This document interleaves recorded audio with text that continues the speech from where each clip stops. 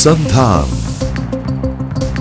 All Gujarat integrated classroom સેટેલાઇટના માધ્યમથી જોડતી કડી એટલે સંધાન. Good morning friends, welcome to Sandhan All Gujarat Integrated Classroom.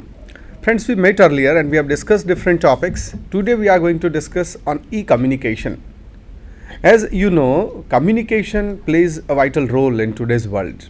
Today's world is called an age of information, and in the age of information, naturally communication plays a big role. In e-communication, we are going to talk on telephone, email, fax, video conference, e-groups, social networking sites, etc. This all includes and it is called e-communication. Friends, there's two words, E and communication. I think we should understand that what is E and what is communication. You can see on your monitor that E stands for electronic and communication stands for communication, whatever we do. We'll discuss in detail what communication is.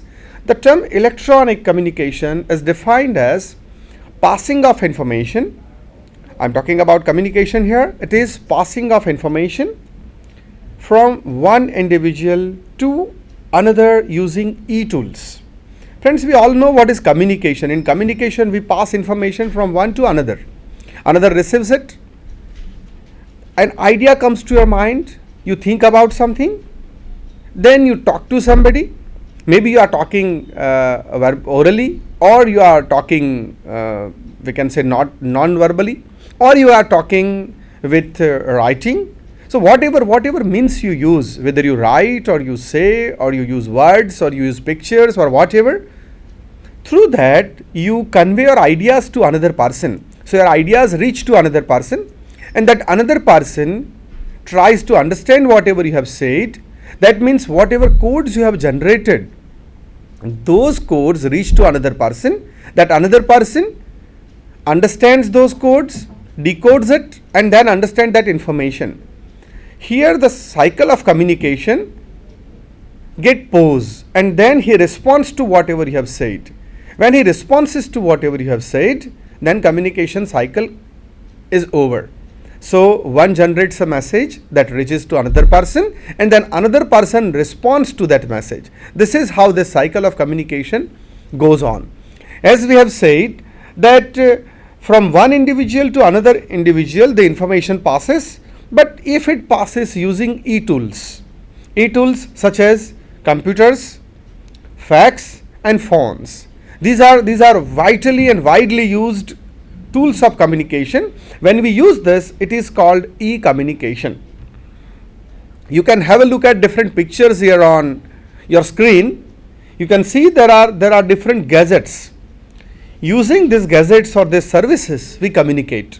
If you look at your left side, you can have a look at the gadget. There are mobile phones, there is fax machine, there is a phablet, there is email, there are lot of social sites. Through this we communicate, and that is what is known as e-communication. I would like to show you a small video here that will give you a clear idea what communication is. It talks about how communication generated and how it developed. In short, we can say it talks about history of communication. Let's have a look at. It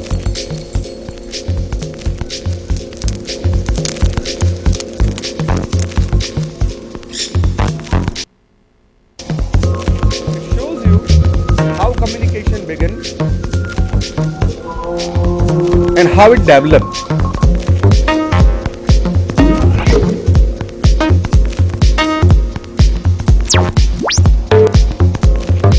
From the ancient to the modern communication. Technology is brilliant, but keeping up can be a bit tricky. That's why at the Carphone Warehouse we've always had the latest stuff. Always have. Always will. Even And satellites, with lots of clued up people through who can which help you you can make watch sense us. of it all. Welcome to the Carphone Warehouse. See, I would have talked a lot about history of communication, and I would have tried my best. I would have spent hours and hours to discuss what is communication and what is the communication and what is the history of communication. But just through this 2-3 minutes video, you can have idea about whole development of communication from ancient ages, from doves and letters to emails and satellites, or to how you can watch me. At present also we are communicating, and I am trying to communicate that exactly what is the history of communication, and I communicated it through a small video where you can have a look at the humans and history. As you can have a look at on screen, humans have always communicated with each other in number of ways. There are number of ways through which we can communicate, and we have communicated. That is what you have seen in video. And human communication was revolutionized formally with speech. As you know, we started talking to each other. If you just go back to the history of communication or people, how they would have talked to each other. They would have talked to each other, maybe they would have used some gargles, or they would have used some other kind of sounds, and then speech would have generated. Because as you know, the languages of each continent, each place is, even in India if you look at, there are more than 300 languages. So the languages of people are different, and people use different languages. For us, another language, say for example, if you don't understand Urdu, or if you don't understand Sindhi, or if you don't understand other languages like French or other languages, then those languages are just mere sounds which you cannot decode. You cannot understand, that means you cannot make meaning out of it. So that is how language would have begun, gurgles and some other noises, and then it was translated into speech. So we came to speech and we understood different ideas. Now from speech we came to symbols. Different symbols we have used. Then from symbols means, I mean to say, the symbols which you find on different things, like they may have been used to communicate using some mediums like stones, or maybe some other mediums, tree leaves and like that. Then writing would have developed. Writing, and in recent time with telecommunications and technology, we have used e-communication. If we look at the definitions which are given by different dictionaries, and particularly here I have used Webster's New World College Dictionary, it says communication is the act of transmitting. The act of transmitting you understand, as I described earlier, you are transmitting ideas. Transmitting of ideas from one person to another person, from one equipment to another equipment. It says giving or exchanging of information. So you are exchanging of information. You are giving some information, or you are exchanging. Giving is just one way process, you are giving. Yes, somebody is taking, but you are giving. And exchanging is you are giving and taking both. You are doing both the activities. So you are giving information, and in return you are getting some more information also. Now sending or exchanging signals or messages as by talk. So we can talk and we can share these gestures, or writing also. The information, signals or messages. Whenever we communicate either information or messages, that is also a part of communication. Close sympathetic relationship. Friends, communication not only talks about messages and ideas, it talks about relations also. Whenever you communicate to another person, say for example, you are asking for a permission to your father, you want to go to a movie, and you are asking for a permission. And just by looking at his face and body gestures, you can understand whether he is permitting or not. So this is how also we understand different things. So body language, non-verbal communication also plays a vital role. Here in e-communication, all these things are integrated. We'll try to have a look at different ideas, like the term electronic, on other hand, denotes to application of science for practical purpose and represents gadgets having microchips and transmitters. We have seen what is communication. In communication, we communicate ideas. But on other hand here, electronic communication, the electronic term, it means using of applications of science. We use science for making our communication better, for communicating easily to people, The science is used for practical purposes and it represents gadgets. What these gadgets have? These gadgets have microchips and transmitters. Have you tried to look at your mobile? What is there inside the mobile? If your mobile is not working, and if you would have tried to look at the mobile from inside to the body of mobile, if you open it and look at it, you can see lot of transmitters there, and maybe circuits. That is what we called. So these transmitters and microchips, they may be named as computers or maybe similar devices. Ideally, these all devices they are used to transmit your data. Now transmitting data use some facilities like internet. If it has a facility of internet, it can easily transfer your data in whatever form you wish to another person, and that is how communication takes place. Thus, e-communication means communication taking place via electronic medium. If we want to understand it in very simple words, friends, then we can say that e-communication means communication taking place via electronic medium. You use electronic medium, you use different electronic gadgets, and that's how you communicate. How it happens? You can have a look at picture. This picture shows that there is a laptop, and this laptop, some hand is working on the laptop, and through this laptop, using Wi-Fi connection or some other device, you are sending your data to some satellite, to some servers, and then it is transmitted to desired location, wherever you would like to transmit it. So it means it takes place through electronic medium here. Here we can have a look at details of this e-communication.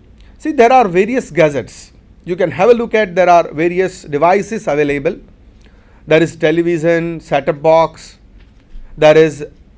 you can have a look at that, there are monitors, and there is computer, there is PC, there is Wi-Fi hub, even there is internet, 3G and 4G kind of towers are available.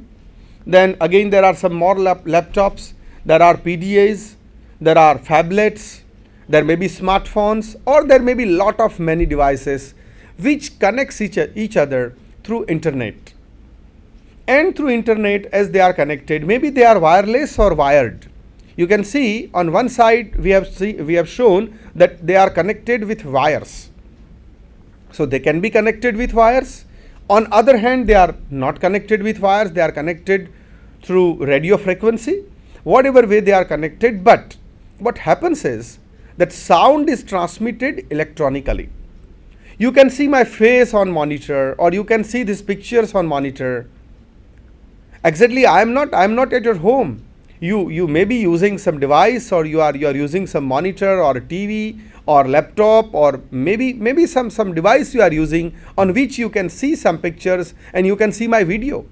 Now, as you can see my video, this is one of the best example of e-communication. Here I am sitting in Sandhan studio. It is situated in Gandhinagar. It's in Vizag, that is broadly we know it as. And here my data or whatever I am speaking here is recorded through some video cameras.